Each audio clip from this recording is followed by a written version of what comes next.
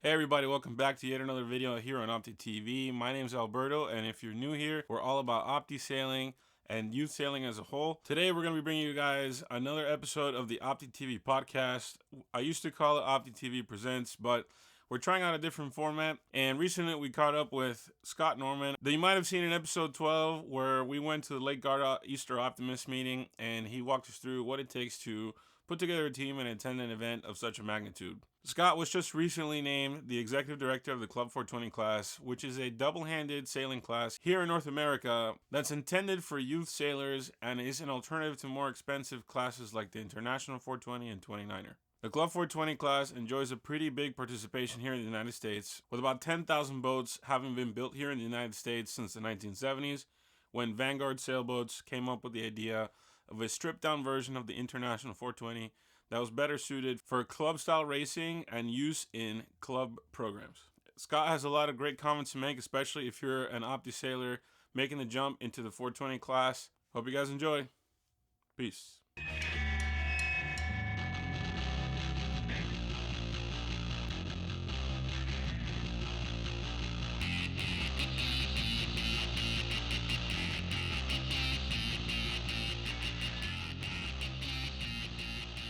All right, everybody. We got a special guest here, Scott Norman. Welcome to the Opti TV podcast on the road. So, Scott, you and I have been on the coaching circuit for a minute. What's new with Optis? What's new with you? Oh, a few things. Just took over the executive director role with the 420 class, Club 420 class. Oh, in nice. the U.S. and Canada, and still continuing to work with the up and coming Opti sailors, doing some clinics. What drew you to get on the Club 420 class? Well, honestly, I was looking for a administrative type of position that could fill in, a lot of the time that I have up in Chicago. Mm-hmm. That doesn't put me on the road as much, really in the off season. And I think that's a pretty interesting move for you. Since you have so much experience with the Opti class, you'd be a great connector, with the up-and-coming talent into the 420 class. As I've understood it, in the last couple of years, the class has kind of not had as many regattas as it used to, or as much activity as it used to. Yeah, and that was what was presented to me, and what I've noticed over the years is the class does a really good job of putting on events, but there's only a couple of regions that they've been catering to. Eastern Canada, the Northeast is a really big hub for Club 420 activity, and then of course down here in Florida with the Midwinters Champs in February. Yeah. Kind of the off season with Orange Bowl. Yeah. Coming up this week. There's not a really Club 420 presence out west, is there? A bit. It's a little bit more fragmented, but I think that's one of our goals this season is to try to expand regionally and bring more events, more clinics, really to kind of feed the class in the education side. Yeah. Also, more awareness and marketing of the class. So you'll see an uptick in the clinics, and I think every championship our goal is to set up really great coaches that are seasoned in the class, and make sure that every championship is preceded by a really good clinic. Well, that makes sense. Yeah. There's a lot of kids right now. It's hard for me to say whether the growth that I've seen in South Florida with Opti sailing is applicable nationwide. I've been told that, in other areas of the country, it's actually participation is going down. But from what I've seen in South Florida, we just keep getting more and more kids every year, and it'd be great if somehow they had an easier time transitioning out to the 420 or classes like that. Let me ask you, is there anything that you're finding challenging so far transitioning into this role in the 420 class? No, because a lot of the functions are things that I'm pretty accustomed to with the Opti class. Organizing clinics, organizing regattas. That's something that I've been pretty accustomed to, even from like the yacht club director type level. Responsibilities to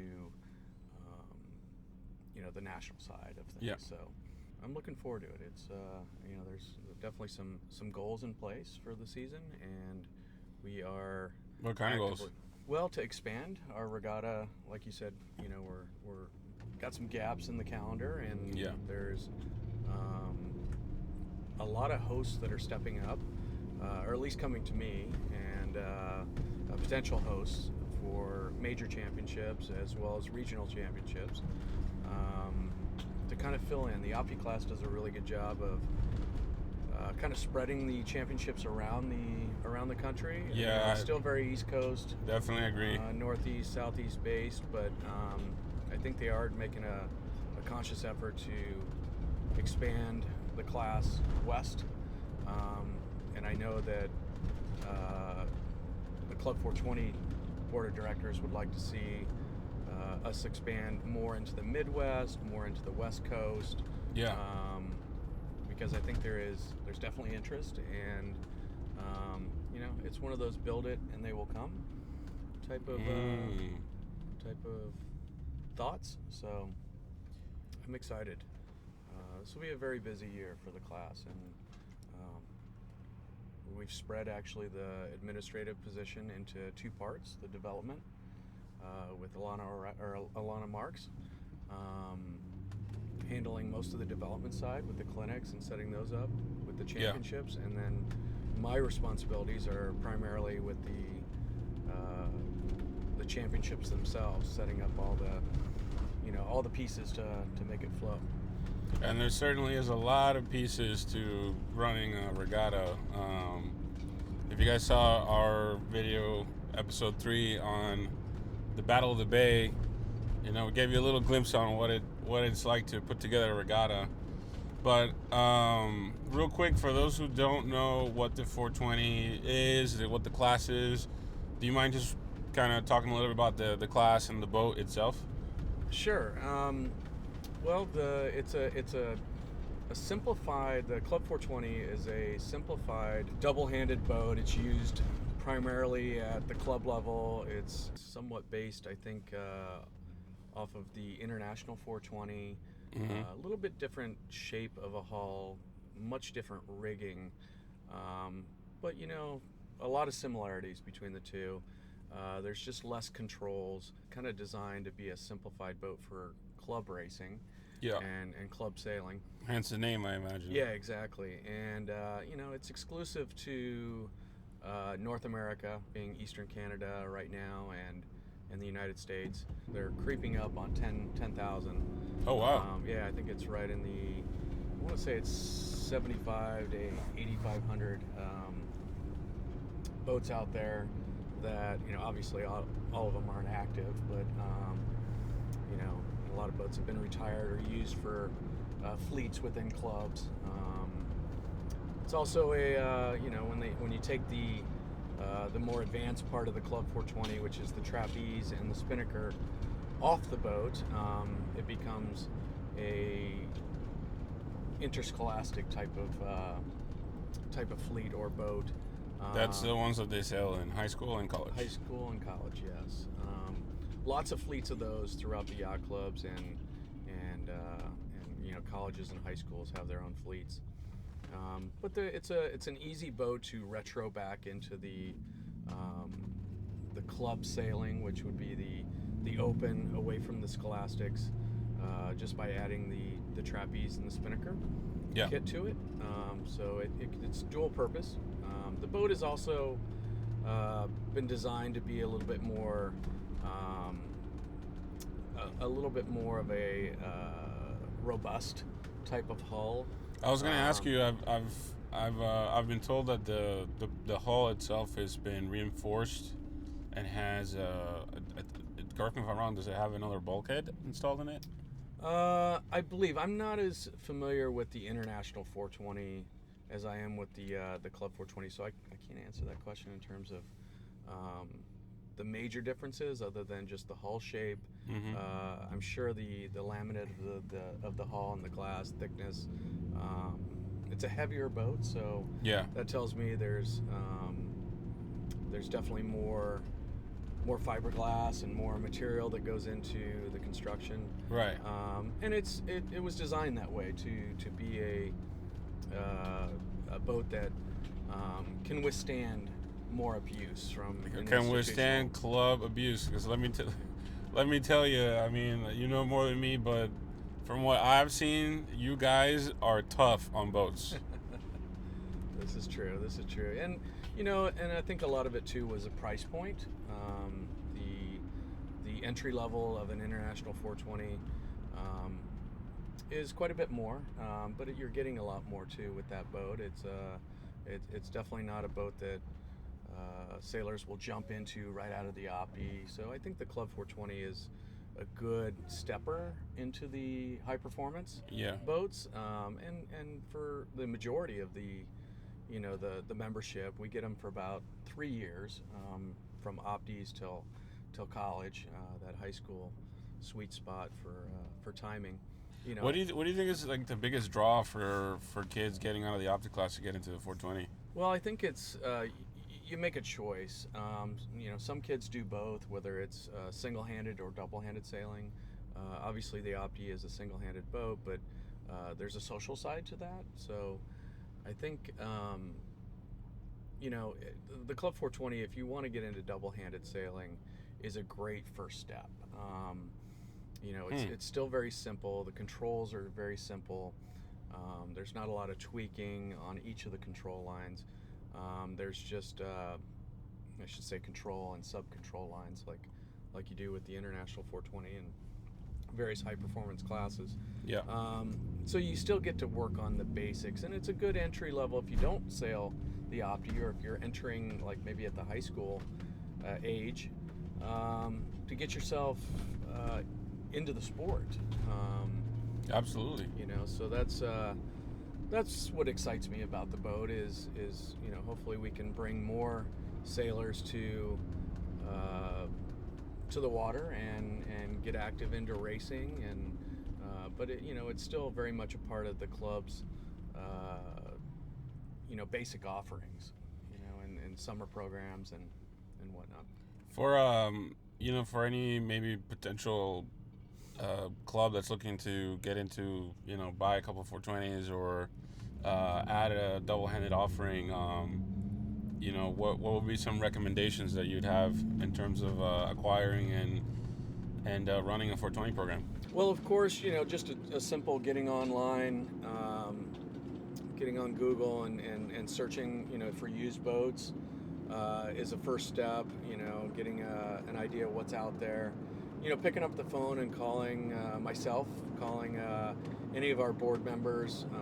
They're all willing to talk people through and figure out where a good source is for either a used boat or working with our two North American importers and builders to source a new boat or a fleet of boats. Those guys are working extremely hard to serve the class and make sure that fresh boats are on the market and available. Who are the kind of the major manufacturers these days? Because I remember companies like Vanguard and Laser Performance making boats, but as I understand, there's Zim and... So it's Zim and Simmons Boatworks. Okay. And both are based up in the Northeast. And I believe Simmons is moving their facility, opening a second facility down here in Florida. Yeah. And so they can serve South Florida and the southern part of the region a little better. And we'll put links right down here for both of those manufacturers for anybody looking to check it out. What are your projections for the class that you'd like to see? Well, I think our first step is to make sure that we continue to do things well that we've been doing historically, running good championships, making sure the questions are answered by the membership. But I think the immediate goals are this year to, of course, up the clinic program, make sure that is healthy, and the kids are getting the education, kids and parents are getting the education that they need about the class and various pathways. And then, of course, expanding our championship calendar. And that could be regional regattas, major championships. Finding new hosts is always a challenge, but also very rewarding. Getting different regions and different clubs active in the hosting side is, Sure. I think, I think a couple of the major goals. I don't know about you, but I feel like it's at the same time that it's gotten a little easier to host regattas in a sense because of things like ClubSpot and the internet, having changed the way that people even sign up for regattas. But at the same time, I don't know, correct me if I'm wrong, but I feel like it's gotten harder to host regattas because, with so many boats sometimes and, expectations from people on getting out in a timely fashion, not every venue can support, like a 200, 300 boat regatta. It's true. And, the tools are out there, and, we follow various checklists to make sure that we have the right personnel to run, whether it's judging, race committee, scores, all the on the water support and off the water. Yeah. I think that the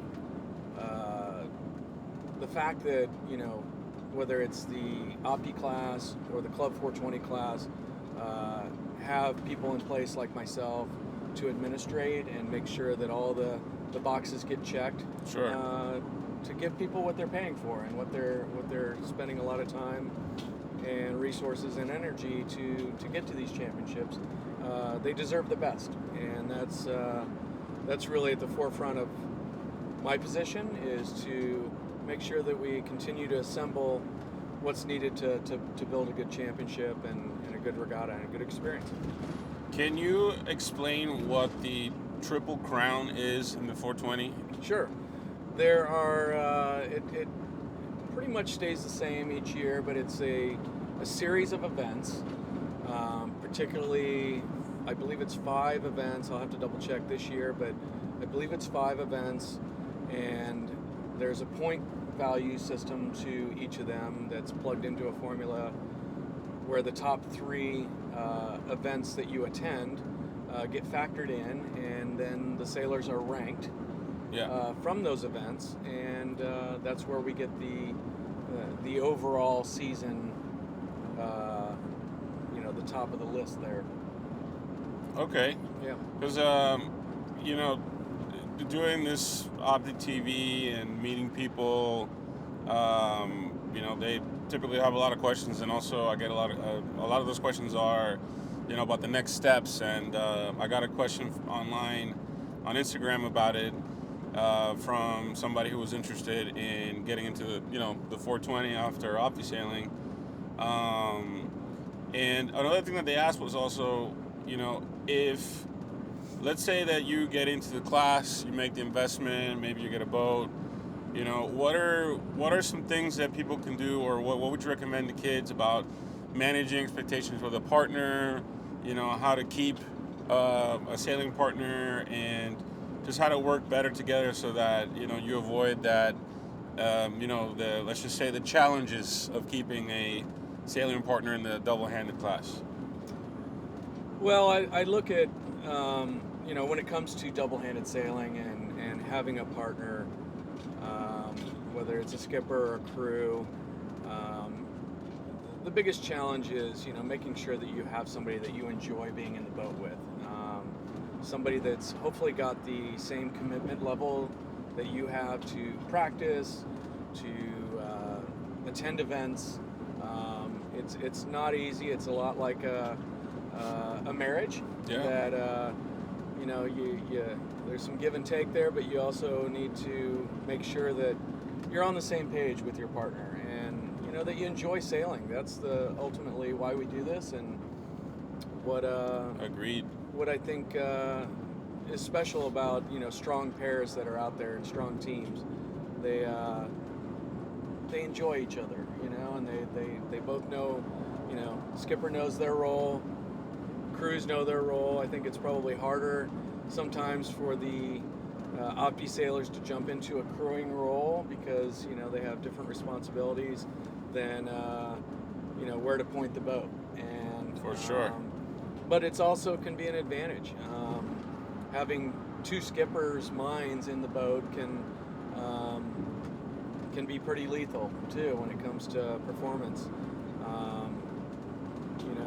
It's the infighting that you want to control. Yeah, definitely. And the nice thing too is you can switch around, not necessarily during a regatta, but one regatta you can crew, the next regatta you can skipper. So and that is today's golden advice. You can actually switch. If you don't like crewing, you can go skipper, and if you want to try crewing as a skipper, you can do that too. There's a lot of flexibility built into these boats. Yeah, and it's an important skill. I mean, having coached college sailing for 5 years and various high school teams over the years, we make sure that throughout the season that we train our crews how to drive the boat.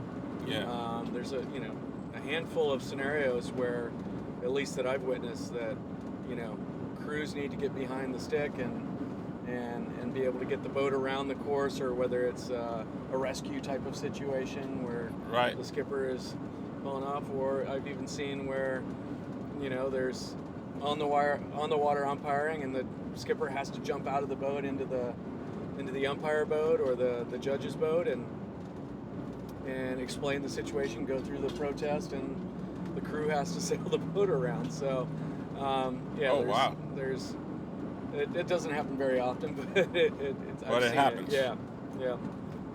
So and I think just having a bit of a skipper's tactical brain to you from a crewing standpoint does up your game quite a bit.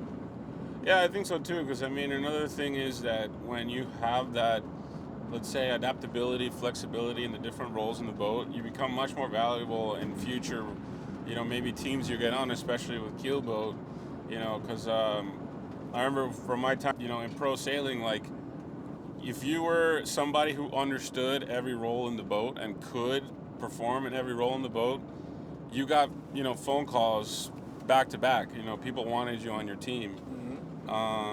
You definitely want to, especially at that level, you want to be able to specialize in something, but having the flexibility is very valuable. And I think, maybe this is today's hot take, but, part of the expectations that any parents listening in you should have is just that, this is still a training class.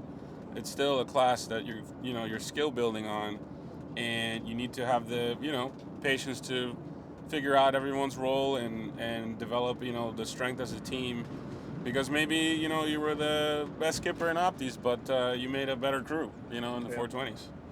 Yeah, we see that quite often. There's a different range of motion in the boat, and, crews, for the most part, need to be very physical, very agile in a double-handed boat.